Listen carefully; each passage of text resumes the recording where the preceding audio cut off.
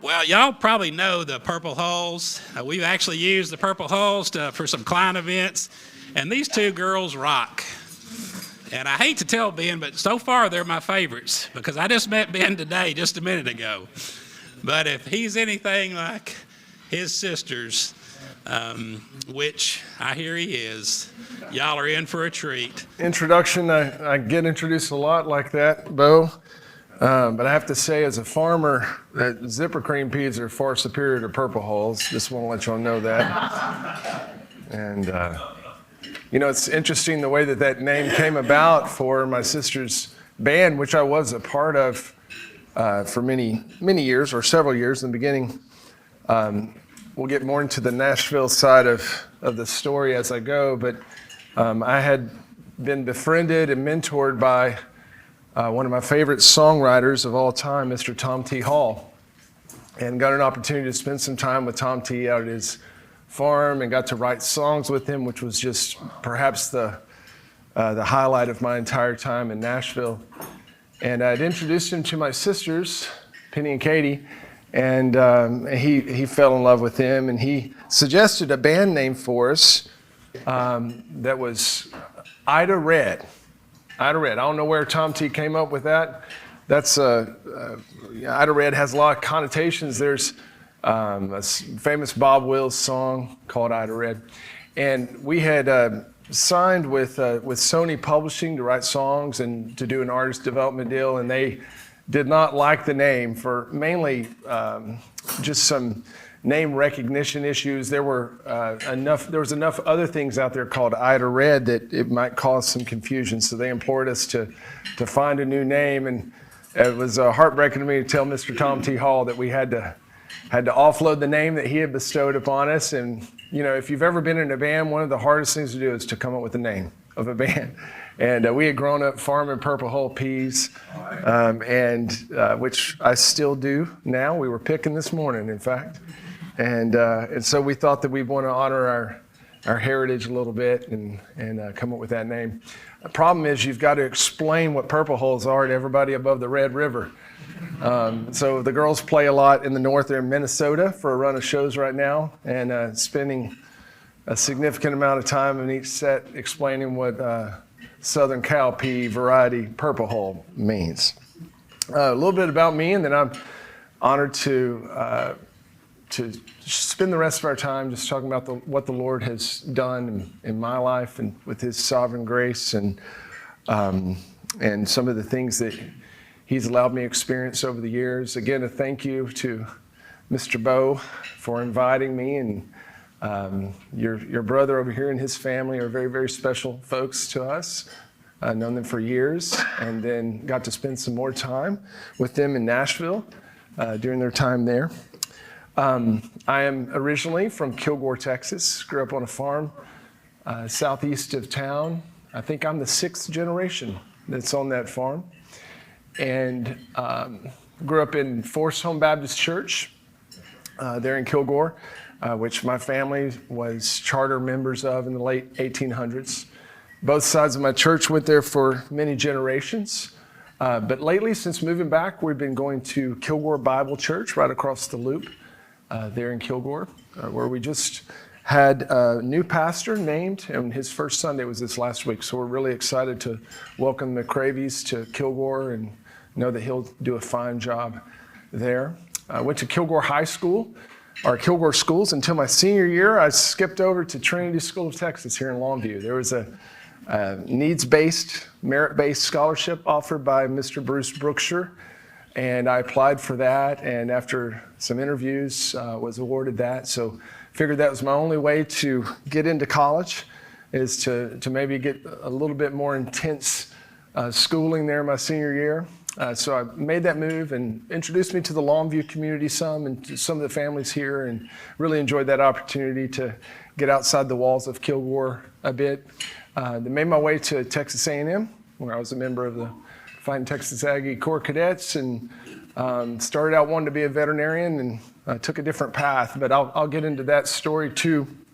It's part of how the Lord worked in my life. Do we have some Aggies here? All right.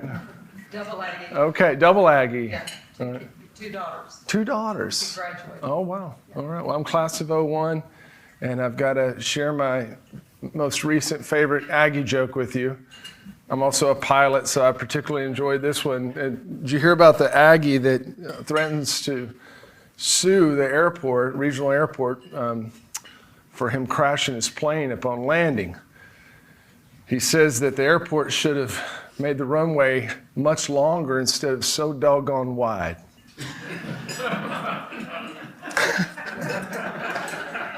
That one takes a little while, but as an Aggie pilot, I see the possibility of that happening.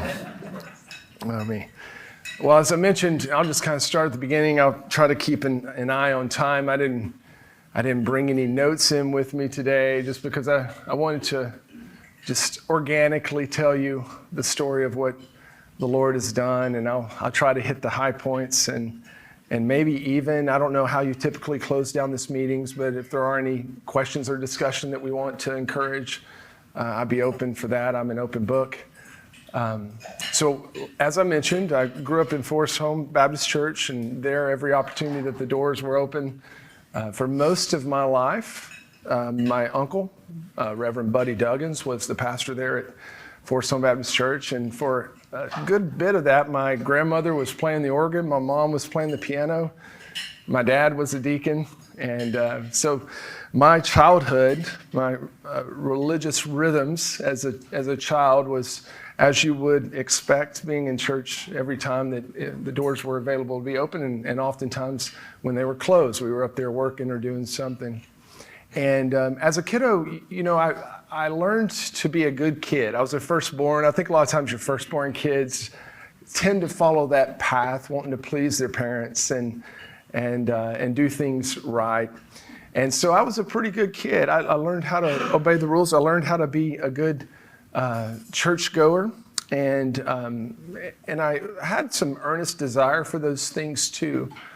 And as I was growing up, I remember at least a couple of times feeling an urge to do something more with my spiritual life, and walked an aisle a couple of times, giving my heart to Jesus, and was even baptized a couple of times to prove that. As I grew into my teenage years, things started to shift a little bit, and I began to run into some negative influences here and there, and I had a great desire just innately to go have fun in every way that I could, and began to take those paths, but always coming back to church on Sundays and Wednesdays and getting cleaned up and fooling people, or so I thought, about my double life. That, well, I got to change my story now. My mom just walked in. As I was saying, my high school years were exemplary.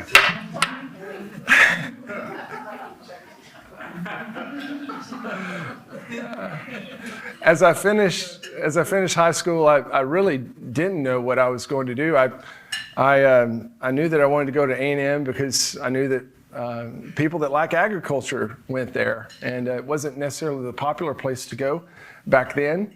But I wanted to be a veterinarian, and so I started A&M.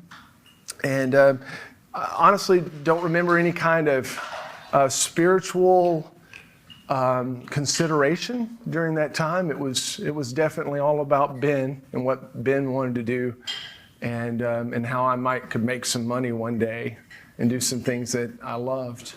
When I went to A&M, I ran face first into the brick wall that is the Corps Cadets. Had no military aspirations. It's just that I had joined, or I had been accepted in A&M at such a late period that they didn't have any more dorms left. And I remember asking them at the new student orientation, well, then where can I stay? And they said, oh, have you heard of the Corps of Cadets? I said, well, what is that? They said, just sign right here and you'll find out. So that was a rude awakening, and it unfortunately I wasn't managing my time as well as I should, and it was a difficult first year, and my grades soon proved that the route to vet school might not be the route that I was going to take. But later on in my undergrad career, I took an elective called veterinary entomology. So that's dealing with insects and how they relate to animals of economic importance. And I absolutely loved it for some reason. It was obscure and fascinating to me. So after I took that class, I began to talk with the professor and with the other staff in the entomology department. And they said, well, if you like that, you would probably enjoy this new program that we're about to launch, a new discipline within the entomology department. It's called forensic entomology, and there's only a couple places around the world that offer this type of discipline, but A&M's going to bring that in, which is using insects to help figure out crimes of various natures. And there's a criminal side of it, like you might see on TV with murder victims and people are pulling bugs. I don't want to say too much while you're eating, but using insects to determine post-mortem interval and maybe manner of death and things of that nature.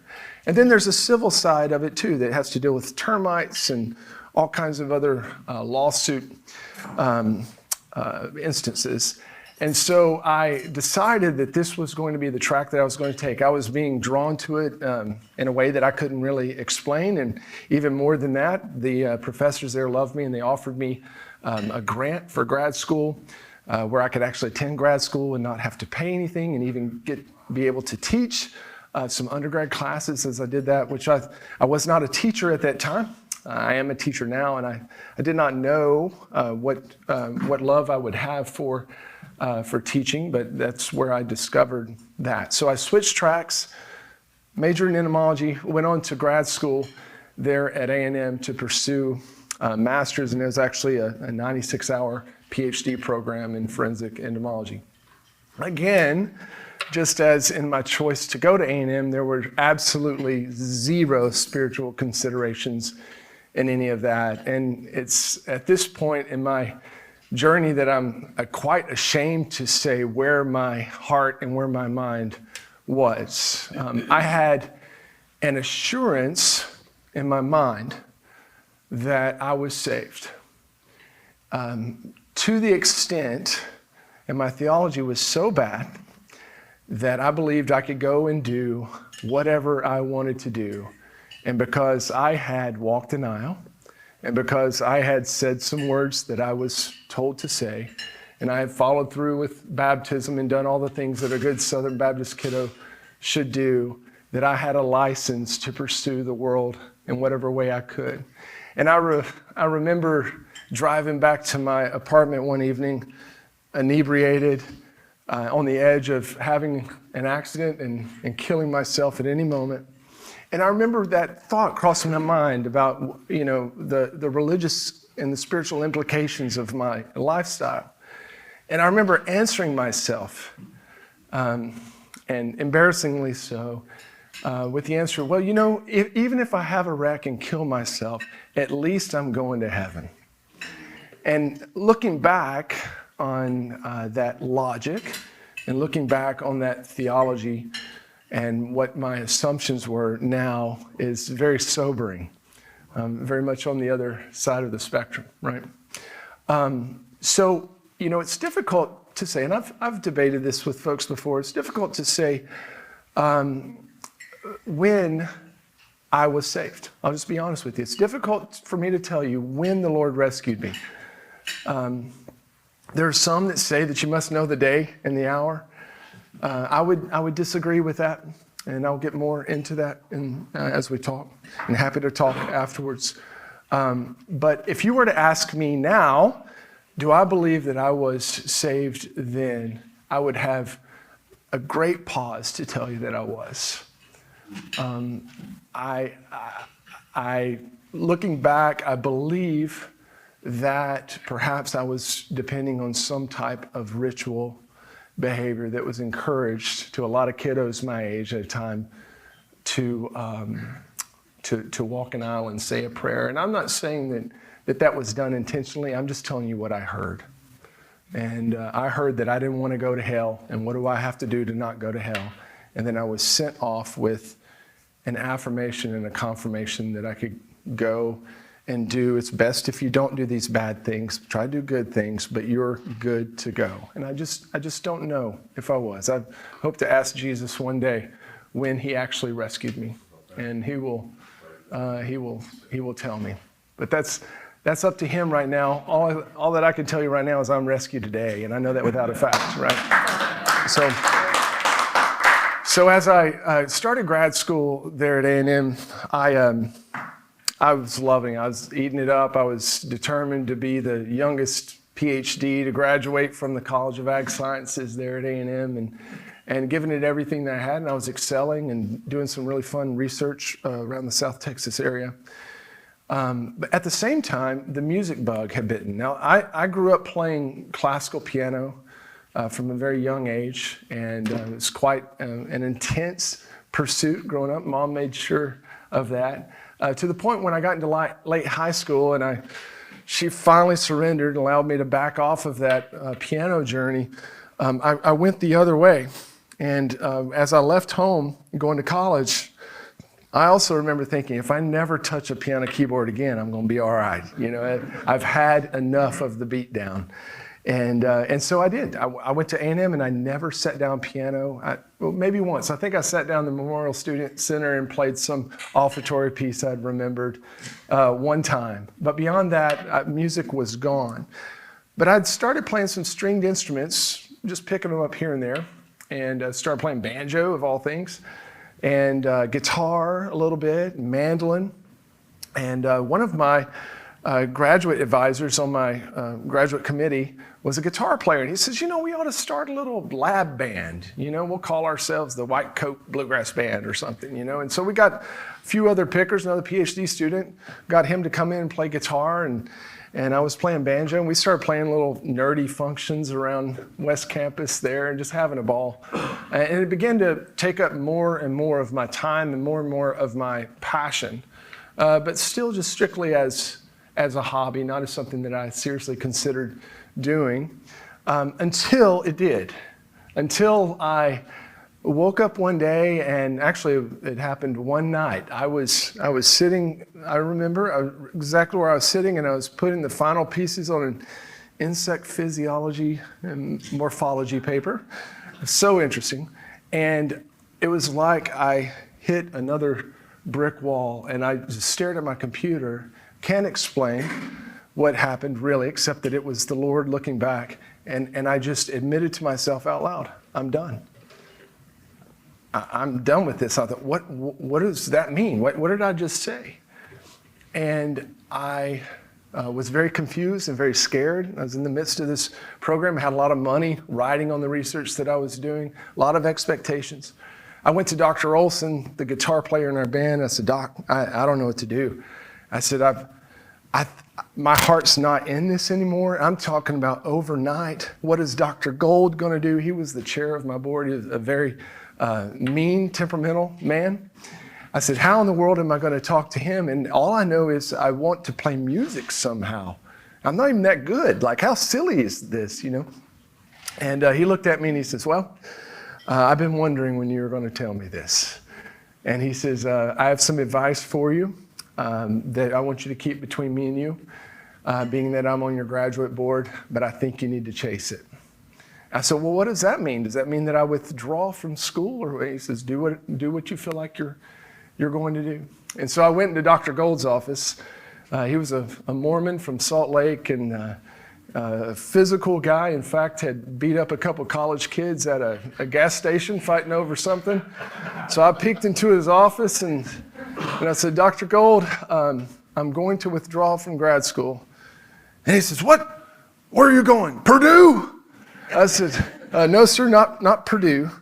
Now, I've got to give you a little backstory here. I'd started researching places where I could maybe further this love for music, and very, not in a classical sense, but more in a commercial sense, learn how to play country or bluegrass music. And there was a program at a junior college out west of Lubbock in Levelland, Texas, called South Plains College, that had a very well-known commercial music program where you could go and major in banjo or major in fiddle or piano or whatever it was, but it was geared towards training up people to be able to go into the commercial music world and make money as a commercial musician playing whatever genre that might be. And it's more of a common program now, even at four-year universities like Belmont.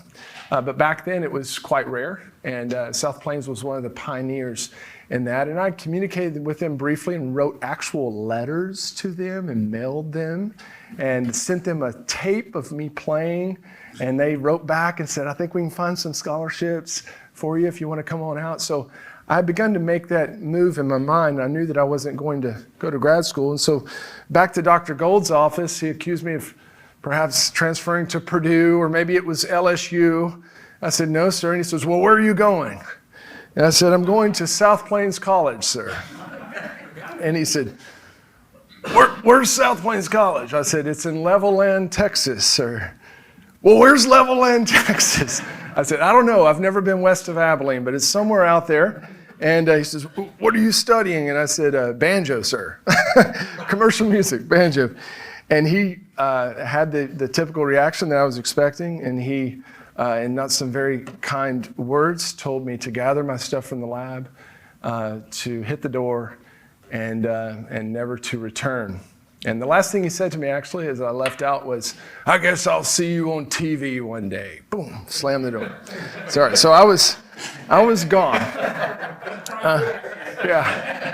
I was gone, and came home and worked for a summer driving trucks, and then headed out to Levelland, Texas, mind you, still with zero spiritual consideration as to what was happening in my life and the abrupt changes that were developing, the disappearance and appearance of passions in my life that were causing some great life changes.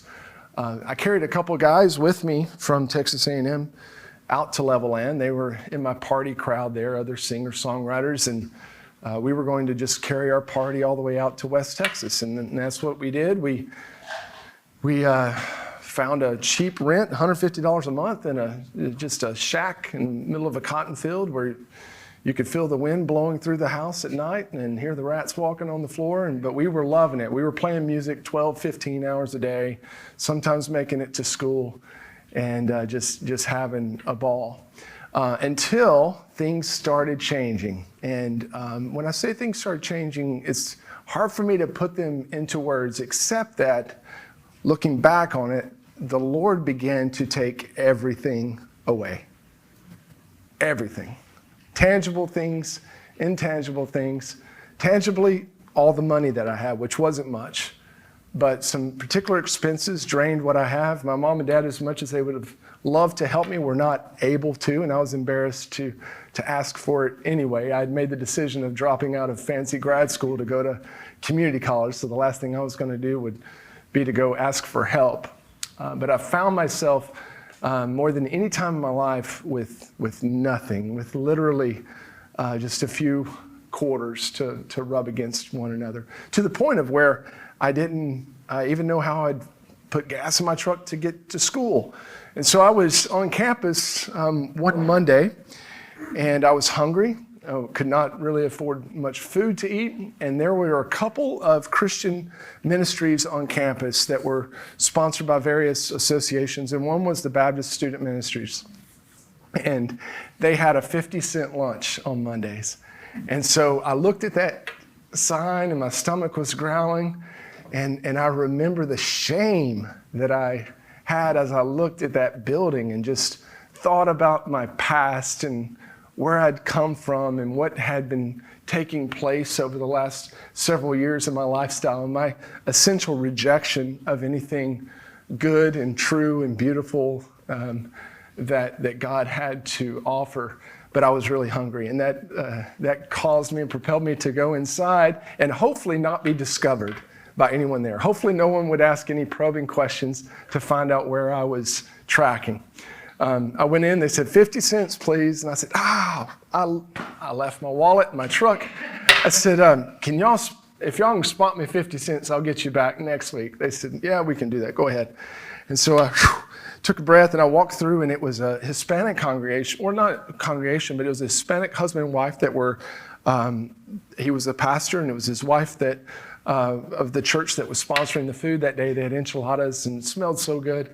And I they said, "You want some enchiladas?" I said, "Yes, sir." He goes, "Not without a hug." And he comes around the edge, and this giant Mexican guy grabs me and just picks me up and gets me all sweaty. He'd been slaving over the ovens. And he says, "I'm sitting by you, brother." And I was like, "Oh, this is exactly what I didn't want, you know." This guy's hot on my trail. So I went over there, sat down, trying to eat my enchiladas as fast as possible. And he plopped down in front of me. He says, "My name's Gil Ramirez, and what's your name?"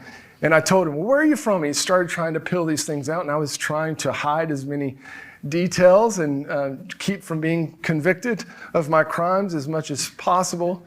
But he told me before I left, he says, "Now, our church, Park Drive Baptist Church, is on the way to where you say that you live, and on Wednesday night, I'm cooking enchiladas again. And they're free. They're 9.50 cents. He was smarter than I thought he was.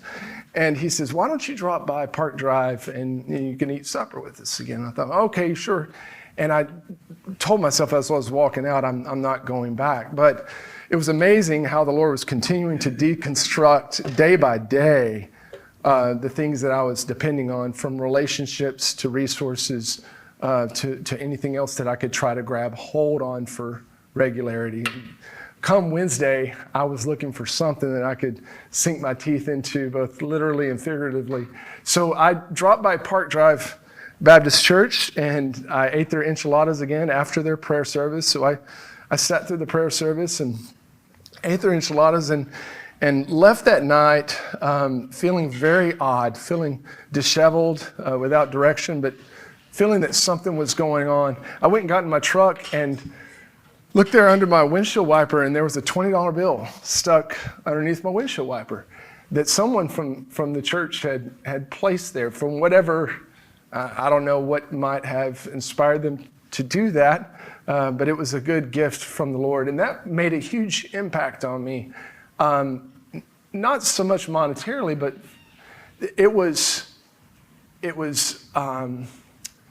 it made me consider, might the Lord be in control of my needs and how to supply them? And might I not be as powerful as I thought that I was? And that was really the beginning of a very violent time philosophically for me, theologically. But I started asking myself the hard questions of, what if this is true? What if the system that I had grown up in, that I thought was corny and nerdy and just behavior modification, which some of it might have been, but might those things have some merit? Might there be something real and true in this? And I knew enough to tell myself this. I knew that, and I ended up telling God this. I was parked in an apartment complex parking lot where nobody would find me, and I was just crying and undone. And I remember telling the Lord that if He is not who He says He is, if things that I've learned about Him are not true, then it is not worth any further pursuit of this truth. That if He could not deliver on who He said that He was, then it was not worth me messing with this system. There were other things in this world that I could devote much more time and attention to. However, if what He says is true, and if He is who He says He is, then the only thing I could do was devote everything I had to Him. And I knew that that was the ultimatum. That I knew that I was tired of walking with one foot in and one foot out of some kind of system. I knew that that wasn't right. So another 24, 48 hours goes past of just immense turmoil. Started reading my Bible, just searching things. And that's another thing I said, Lord, if you are who you say you are, then I can ask you any question that I want, and it shouldn't break you. You should be able to take everything that I've got intellectually. I was a scientist, so I was trying to work my way through some of those things. So everything that I could throw at this God, He better be able to take it. And if I could break Him, then He's not worth following, right? So it was a crazy time there for a few days, but I remember being out in the middle of a cotton field in West Texas, and if you've ever been near Lubbock or Levelland, you know how expansive and flat it can be. And I remember staring off into the distance for about the 30 miles that you could see, and coming to the end of my rebellion. And I remember hitting my knees, and I remember saying, I'm done. I'm done running. I'm done trying to figure out another way. I'm done playing a religious game. I'm done trying to look like a good guy over here for these people and then go and do what I wanted to do. I said, now look at me. I've thrown away an undergrad and a graduate opportunity. I'm now out in the middle of nowhere with no family and no resources, and this is what I get. This is what I get for running, is to be left with nothing, and now I'm pursuing music, of all things. So what do you want me to do? I'll go wherever you want me to go. And of course, the Lord didn't speak back audibly to me, but I felt a peace both then and miraculously in the days following this of the Lord just saying, you think I haven't been in control the whole time? You think that you going to A&M was something that you designed? You think your little grad school getting into music thing is something that you invented? And you think now that you're perhaps out here in West Texas because you came up with it? And he confirmed in my heart, in my life, in many ways, including introducing me to my future wife the next week, that it was his plan all along to lead me to that point of surrender out where there were no distractions and there was nothing that I could prop myself up with what I'd accomplished, right? So I think maybe you can understand a little bit whenever I say, I don't know really when the Lord saved me, but I know that he did something that day, right? And so I don't know if perhaps I was saved at a young age and the Lord let me run and go, and then he humbled me and said, no more. Totally possible. Hebrews tells us he's not going to abandon his children, and only illegitimate children are not disciplined. But I feel like that it was that day that the Lord sovereignly gave me a heart of flesh, and that he caused me to be reborn and gave me a new direction and a new purpose. I've ate up almost all my time, but that's the most important part of the story to me. From there, and I'll kind of speed up with the Nashville journey. From there, I did move to Nashville after a couple of years, not knowing anyone in town, really. My wife had left a year, or we weren't married at the time, but she had left a year earlier to pursue her education at Belmont University. So I knew that I kind of wanted to go in that direction, but I still didn't have an idea when I went out to West Texas that there was a possibility to play music professionally. I knew how good a lot of people were, and I knew that I wasn't that good. But there began to be just a curiosity, and I like challenges, and I like adventure, to see if I could make it in a place like Nashville. And so I ended up packing up and moving up there with a goal. And my goal was, can I make $1 playing music in Music City? Is there a way that I can work myself in and get paid even $1 to play a note? And I remember being there a few months and making some connections, and finding some alumni that had gone to South Plains College that were doing well in that town. And I remember playing my first little showcase down at a club in downtown Nashville, and I think they paid me $100. Like, yes, this is it. I've made money playing music in Nashville. All these musicians here, and they just paid me, you know. And immediately, what happened in my mind when that occurred is the question, well, what's next? what's the next goal?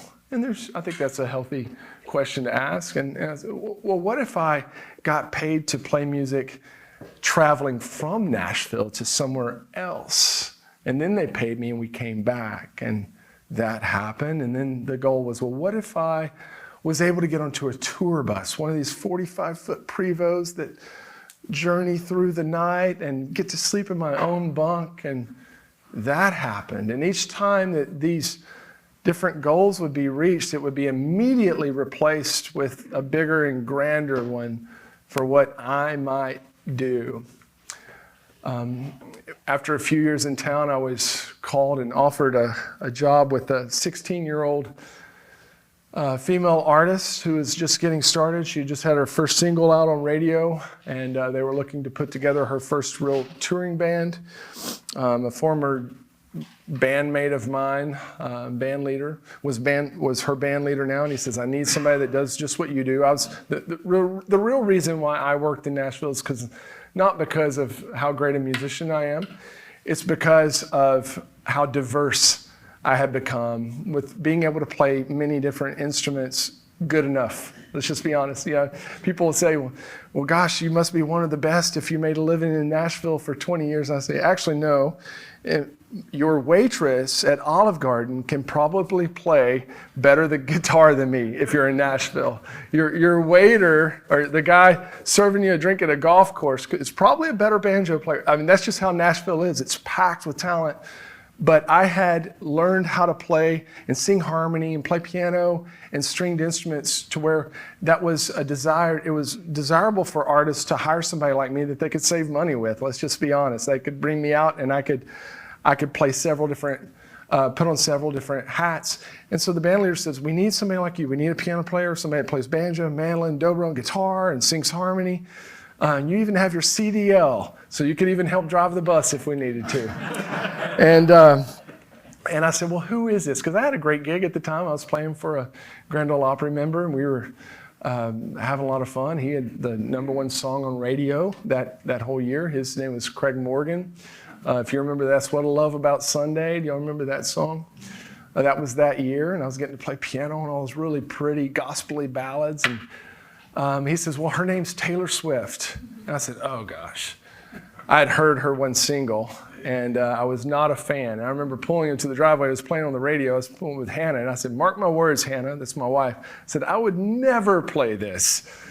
No one could pay me to play this. And I said, Al, I really don't want to go work for a 16-year-old girl. Let's be honest, go work for her mom. That's how it's going to be. And all the drama that's involved. He says, I knew you were going to say that, but listen, you're a Texan, so I think you need to know this. We just got our first tour announced, and we're the opening act on the George Strait tour with Ronnie Millsap as well. And I was like, oh. And as a Texan, that was it, you know, George and Ronnie. And he said the magic words, salary.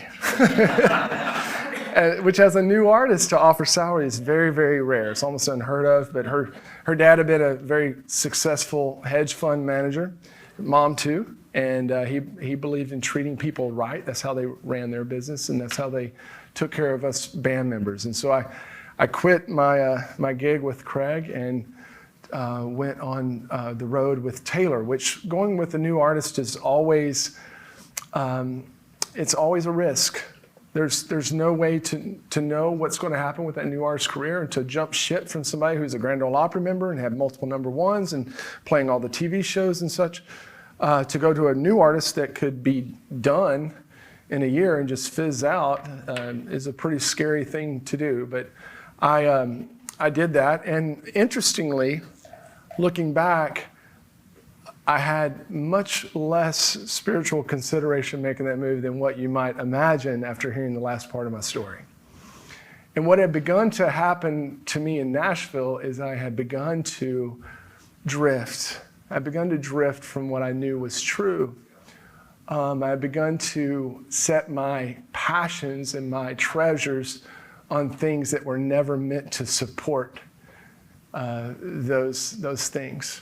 And what I'd slowly begun to do is begun to connect my identity and my worth with what I was accomplishing in Nashville, which is really handy to do when you're doing great things. It feels quite good, right? When you're knocking it out and you're going from artist to artist, and that's tied to your identity and worth, that you're cool for a little while. The problem is, just like a pro football player or anybody, eventually it's going to be over. And then what's going to happen to your identity? What's going to happen to your worth then, right?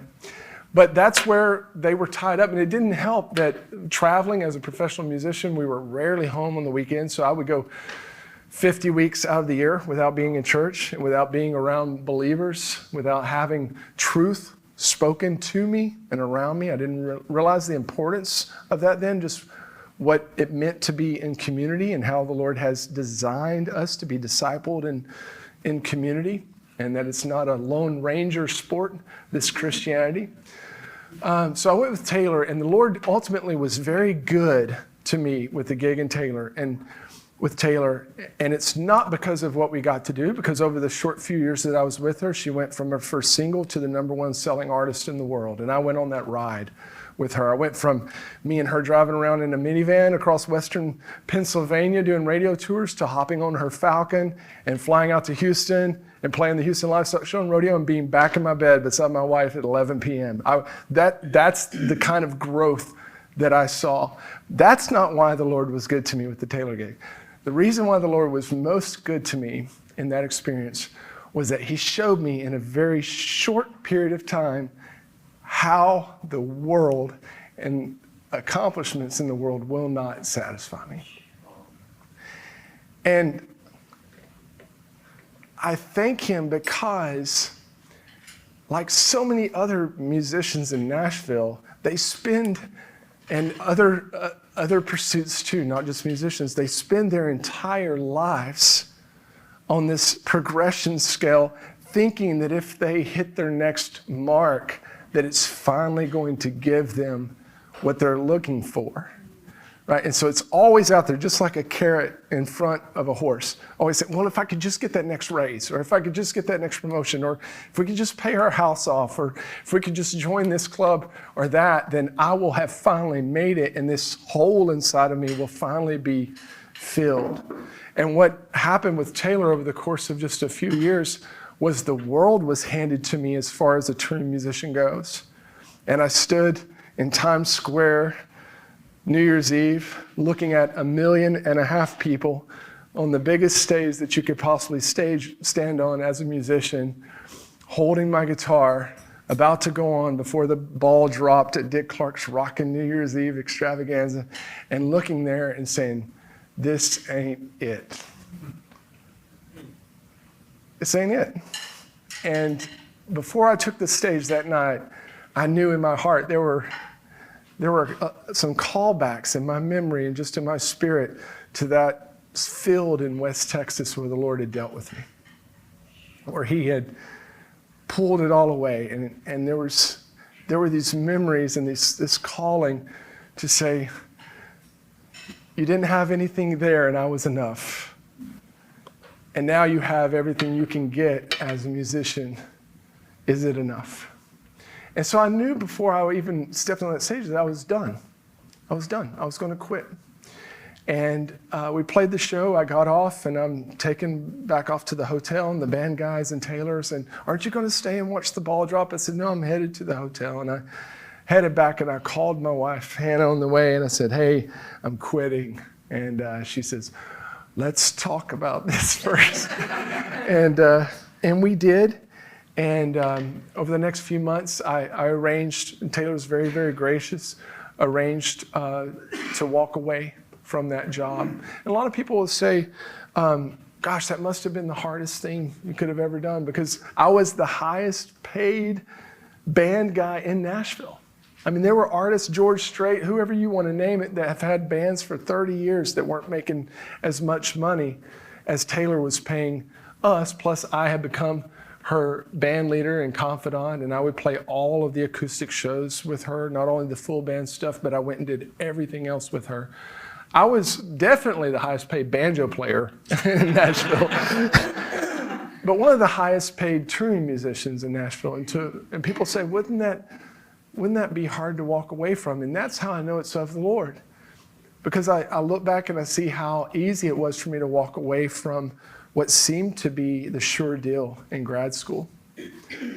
And he had done the same thing to me with this gig in Nashville and gave me a peace that Paul talks about in Philippians that surpasses any understanding, to where he actually gave me a desire to walk away from the world's sure thing into something unseen that's more solid than rock in his truth, right? So I'm out of time. There's much more to the story, and maybe one day I can come back and share kind of the second half of what the Lord has done. But I hope that maybe something that I've said this morning has caused you to consider the Lord's power and his grace and how he is sovereign over every detail of our life, even and especially when we're not aware of the great architectural work that he is doing, and that he'll never leave and forsake his children. And he has good things planned for us that's according to his definition and not the worldly prosperity definition. And that's what he's done in my life. And I wouldn't trade my picking peas, Purple Hole peas at daylight with my family in East Texas for any stage anywhere in the world. And I can say that with all confidence because of who he is and what he's done. So thank y'all for having me this morning.